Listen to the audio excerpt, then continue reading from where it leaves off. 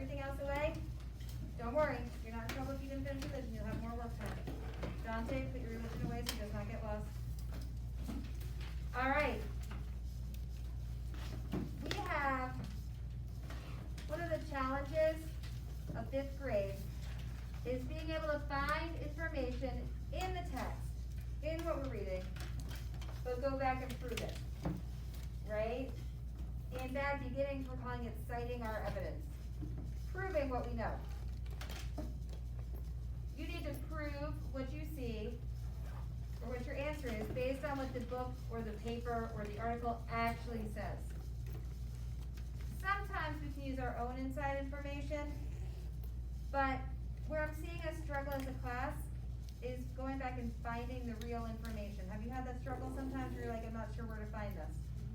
We're going to do some more practice with it. It's not bad if you're struggling or having a little bit of a hesitation. I want us to do well. I want you to have this skill mastered by the time you go to middle school. That's the goal. It might be hard today. I want it to be easy next year. Does that make sense? Think back to the beginning of the year. A lot of the things we started with were really hard. And now when you do them, you're like, oh, that took me 2 minutes. Like Moby Max vocab used to take forever, and now we're down to about 15 minutes, unless you get one of those longer sessions, and even those are only at about 20. Where at the beginning of the year, we were spending forever, right? Now you guys have got it, you've mastered it, you know what you're doing. This article that I'm going to have you read, don't do anything yet, just listen, is on Seesaw. Don't open Seesaw, just listen. It's called The Zipline Adventure, and it's realistic fiction. What does realistic fiction mean? It actually happened? Nope, not that it actually happened.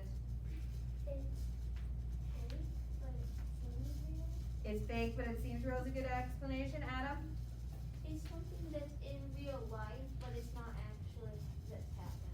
Yeah, it's in real life, but it has not actually happened. So are we going to see flying unicorns in a realistic fiction story? No.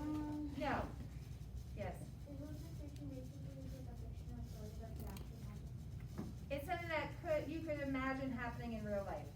So if you were to write a realistic fiction story about your day at St. Cecilia's, it should probably include, real teachers. And the fact that you're sitting at a desk and you're wearing a mask. Like you can say that something fun happened at recess.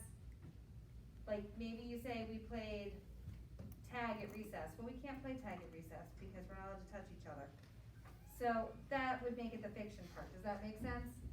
Where you take your ordinary life and you turn it into a story. My dad takes us on lots of adventures. Last summer we went whitewater rafting in the Colorado River, which was really fun. Now that it was Memorial Day break, Dad wanted to do something else fun. So he packed us all in the car and drove us to Sundance Ski Resort.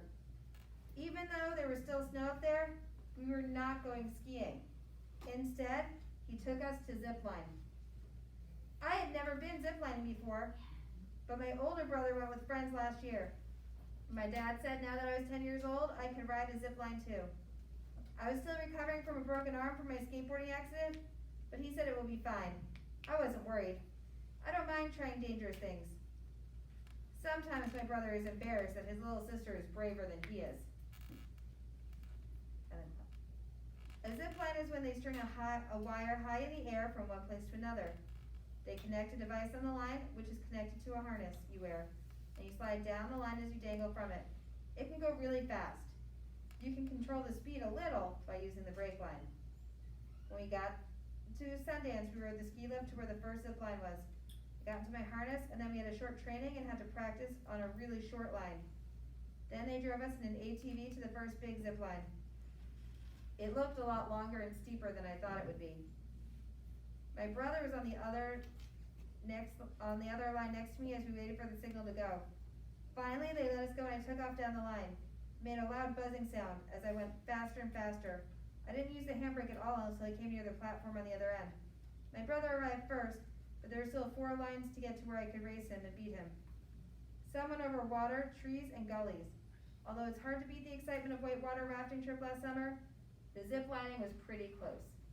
That's the article. So it's not a long, drawn-out article, it's not page after page of reading. Then, there are only 4 questions. Just 4 questions. The first one I want to talk about, what can you conclude about the girl in the story? I want to talk about the question, not what you can conclude.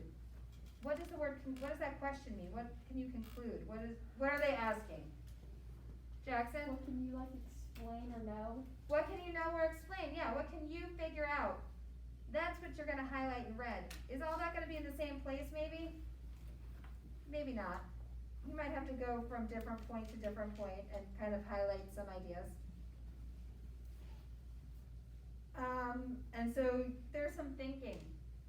It says when did they go ziplining? Think that one through. This is in your seesaw activities. Yes? Are you allowed to look back at the article? You have to look back at the article because you have to go back and highlight your answers in different colors.